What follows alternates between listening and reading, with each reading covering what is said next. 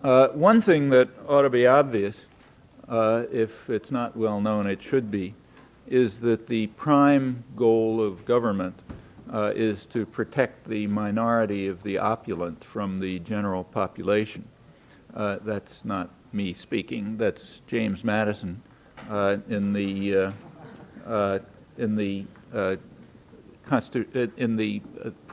debates that led finally to the Constitutional Convention.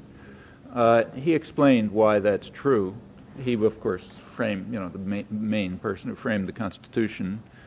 He said the example that they had in mind, of course, was England. And he said, look, suppose that the people of England actually had power to make decisions. England's sort of, by the standards of the day, the most democratic society around. He said the first thing they would do would be to pass an agrarian law, which would be to give the right to land to the ordinary people. And that would infringe upon the rights of property, and of course that's hopelessly unjust. So therefore you want to make sure that people aren't able to do that. Now, he said, of course, there are also rights of people, but rights of property have to be balanced against them, and we have to set up our system to make sure that nothing as unjust as an agrarian law is ever passed in our society. So therefore we'll institute all sorts of checks and balances and other arrangements to make certain that the minority of the opulent are protected and that the rights of property are preserved over the rights of people, though people do have rights. And in fact, that's the way it was set up. It was set up to preserve to protect the minority of the opulent from the general population, from the great beast, as Alexander Hamilton called the people, who are a problem. Then from that day until now comes long discussions. If you study political theory and all this kind of stuff, there's discussion about the rights of property and the rights of people and how you balance them and so on. The whole discussion is fundamentally fraudulent in a profound way. Property doesn't have rights.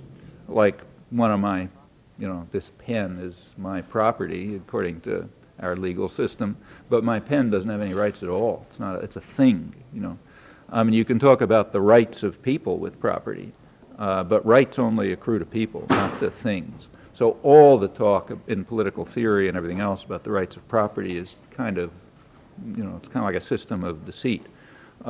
In fact, what Madison is saying is that the rights of people with property have to prevail over the rights of people. Okay, now of course the people with property also have the rights of people, so if you just do a little bit of logic, it turns out that the rights of people, that everybody has the rights of people, but over and above that, the people with property have further rights, and furthermore that minority, the opulent, has to be protected from the rest of us. That's the basic principle of government.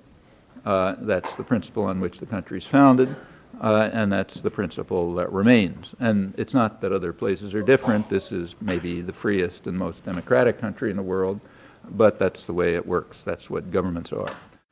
It's not a big secret. In fact, to say Adam Smith, it was a total truism.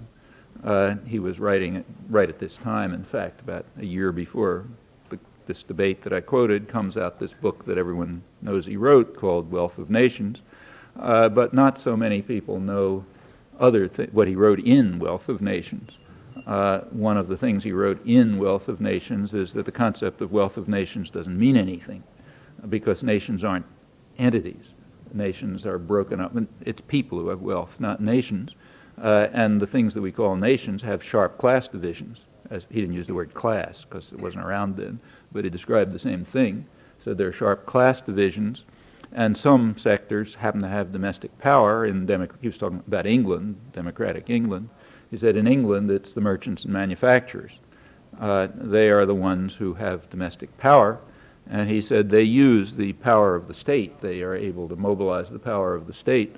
They are, he said, the principal architects of policy because of their domestic power, their ownership of the economy and so on. And he said they mobilize state power to ensure that their own interests are, as he put it, most peculiarly attended to. In other words, they take care of themselves, however grievous the impact on others, people overseas, or for that matter, the people of England. He didn't have the data around in those days to prove it, but his guess was that the people of England were harmed by things like the imperial policies. though they were highly beneficial to their architects, namely the merchants and manufacturers, the privileged sectors who were gaining for themselves the wealth of England.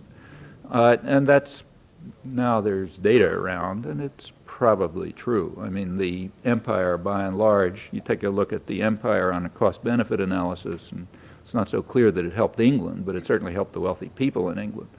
So the empire, like most other social policy, was in effect a regressive tax, a tax by which the poor people in England pay off the rich people in England. And our international system is pretty much the same. That insight of Adam Smith's is true, and we should combine it with James Madison's observation, and we come up to the present, and it remains a truism, and in fact up until maybe 50 or 60 years ago, it was until, you know, indoctrination had really taken off the way it has in the last half century. And somebody like, say, John Dewey, the leading American philosopher, who's straight out of middle America, you know, nothing un-American about him or anything, simply describes, says, look, it's obvious that, as he put it, politics is the shadow cast by business over society, and if you only try to modify the shadow without getting to the substance, it's not going to mean very much. So you want to change the way the political system works, go after the principal architects and their control over decision-making, and until you do something with that, of course, policy will continue to preserve the, protect the minority, the opulent, against the great beast. That's another, all of this should be truism. I mean, this is the kind of stuff that ought to be taught in, you know, 8th grade civics or something, because it's so obvious. Of course, it's totally denied by everyone, and if you get to graduate school, it's considered appalling and so on, but nevertheless, it's a truism. Truism to Adam Smith, truism to James Madison, to John Dewey, and to everybody else in between, and it should be a truism to us. Well, despite all the devices that are used to ensure that government preserves the right, protects the minority, the opulent, governments have a way of getting out of hand. In principle, there are ways for the great beast to become involved in government, and that's a problem too. So what do you do about that? Well, the best thing to do about it would be to transfer decision-making power out of government altogether and into the hands of the principal architects themselves in such a way that they're not accountable and that the beast isn't going to get involved. And there's a way to do that too. Here's another truism. The way to do that is to set up private tyrannies. Private tyrannies which are totalitarian in structure, you know, completely hierarchic, top-down tyrannies, under the control of the minority, the opulent, and to make sure that they make all the decisions and that they're unaccountable, so the population can't say anything about them. Well, through the 19th century, such forms began to develop. They were strongly opposed by classical liberals, you know, people like, say, Thomas Jefferson, who thought that the American Revolution would be lost if these forms were to develop. But they did. They developed early, we think of these are corporations, of course. We think of them as kind of like, you know, graven in stone or something. But they're pretty recent inventions. In fact, early in this century is when they really get their contemporary power. And the power is not given by law. There isn't any legislation around saying that corporations have the rights of immortal persons and, all this kind of stuff, making them, meaning really that the rights of property are completely preeminent over people. That was given by courts and lawyers early in this century.